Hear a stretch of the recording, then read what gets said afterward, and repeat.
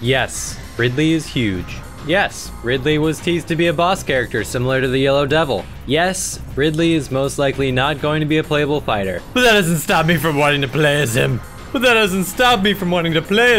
I mean, come on. Metroid is such a criminally underlooked franchise at this point, and we need to see more love for it ASAP. So why not give us a playable Metroid villain in Smash Bros? I get that there are arguments for both sides. Some argue that Sakurai takes plenty of liberties with size as it is. I mean, just look at Bowser. Sometimes he's normal sized, whatever constitutes as normal for a Koopa King. And sometimes he's gigantic and likes bubble baths. That was a weird. But in Smash Bros, he's obviously sized down to playable standards, which makes sense. He's the most important villain in the Mario franchise, so of course he needs to be represented in Smash Bros. But couldn't the same be said for Ridley in Metroid? Metroid may not be considered as important as Mario, but it's still one of the most classic and beloved franchises in Nintendo's storied history. On the other side of the argument, there's the simple fact that Ridley's size is a lot more consistent than Bowser's is, and therefore he shouldn't be resized. But I'm sorry, if Olimar, a character that should technically be 4 freaking centimeters tall, is able to duke it out with the world's pudgiest penguin,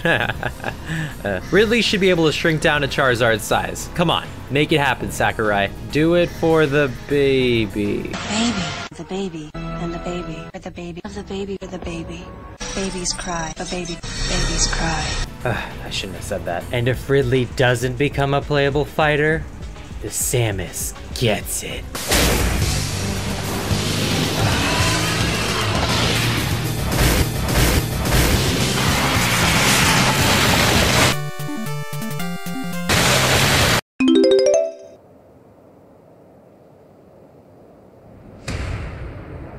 So, you're here to fight me, Pit? The fight is on! Too easy! You're not ready yet! Great Palutena! Victory is ours! Probably the most obvious choice of the bunch, Pit's Golden Goddess Palutena would be yet another stellar addition to the female cast of fighters in Smash Bros. In case you've been living under a rock or simply don't follow Smash news very closely, in which case I'm sure I've deeply offended you and therefore offer you my deepest apologies, allow me to recap the reasons why we'll likely be seeing Lady Palutena in Nintendo's latest brawler. For starters, images of her in the 3DS version of Smash 4 were leaked back in January, images that looked pretty convincing. And not only that, but coincidentally enough, Sakurai posted an image relating to Palutena the day after, trolling his paranoid fans as per usual. Coincidence? I say nay, K. Next, there's the fact that Pit's final smash has been changed from his weird cherub attack thing with a creepily huge Lady Palutena hovering in the background to the 3 sacred treasures. Sure, this move makes a lot more sense and makes Pit a far more dynamic character, but it also encourages the likelihood of seeing Palutena come to life as a playable fighter. And finally, we have the trophy quizzes Sakurai teased, hinting at the possibility of characters from the shown-off franchises being included as playable characters. Among them was yet another blatant troll by Sakurai, Pseudo Palutena, a hideously disfigured version of the goddess, and possibly even proof that the real Palutena may very likely not be just a trophy this time around.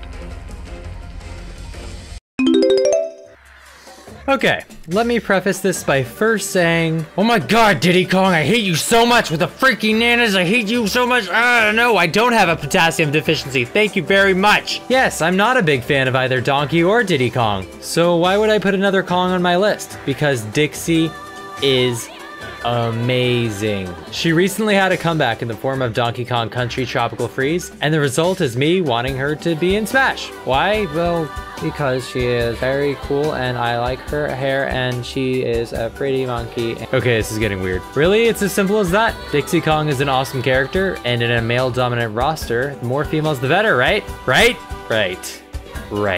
Not only that, but she's got hair. Hair! Not just hair, but whirly hair. She can use it to fly. She can use it to slap. She can use it to make her enemies jealous. I mean, just look at those luxurious locks. I gotta give me some of that conditioner. She's also got her peanut pop gun similar to Diddy's, but it'll be better because Diddy sucks, and because Diddy sucks, and Dixie's awesome. And her awesome guitar. You know, the one she plays at the end of every level. Yeah, it'll no doubt be one of her victory poses, but she could also use it to, I don't know, beat her enemies over the head with it? Nah, that's too brutal for a Nintendo game. Ooh.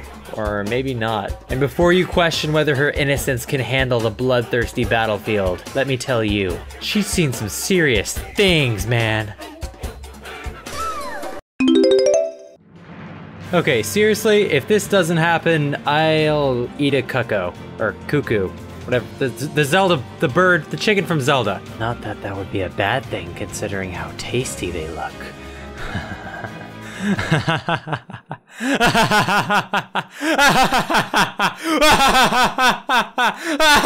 Not only was Fire Emblem Awakening such a huge success both critically and commercially, but it's the latest entry in Nintendo's flagship SRPG franchise. Seeing as how Ike was in Chrom's position last time and took Roy's spot in Brawl, it wouldn't surprise me in the least to see Chrom taking over for the latest Smash Brothers. And with that being said, let's take a moment to say goodbye to everyone's favorite fighter for his friends, Ike. I fight for my friends. Ether! You'll get no sympathy from me. Prepare yourself. Great! Oh! Okay, well maybe I'm wrong and he'll be back, but either way I don't really care because Chrom is totes my goats okay to play. Sure, he may look like an Ike ripoff, but he's really so much more. He's also a Marth ripoff.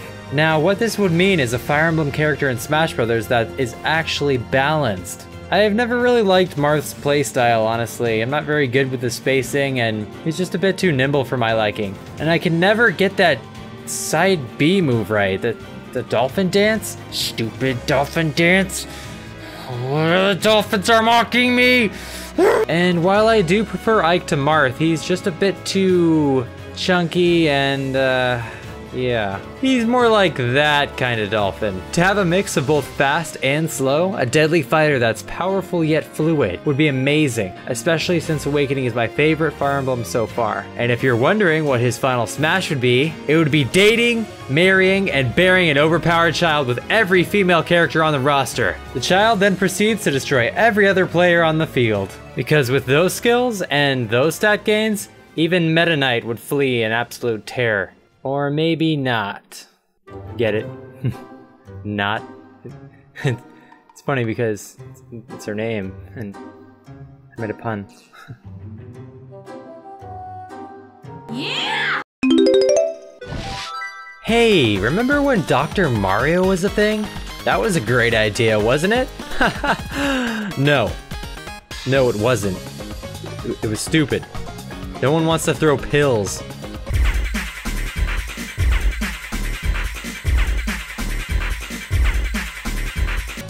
Well, okay, that was pretty fun. This is the true alternate form to Mario that deserves to exist. The origami wonder himself, Paper Mario. I love Paper Mario. The first two in the series are some of my favorite RPGs ever, and I feel like his character just oozes charm. Perhaps even more than his standard self. And if Link has an alternate form in the way of Toon Link, I think it's safe to say Paper Mario deserves a little recognition too. I love Toon Link and all, but really, he doesn't differ all that much from his more realistic counterpart. Paper Mario, on the other hand, would be a completely different character. His specials could involve using his many memorable partners, one such obvious example being an up B recovery with Parakarry. Perhaps a Cooper or Coop's shell attack could be his side B. Bombette or Captain Bobbery could be used in a fashion similar to Snake's grenades and Link's bombs. Lady Bow could even be used to grant him temporary invincibility frames. And do I even need to bring up how awesome his air dodge would be? Stab!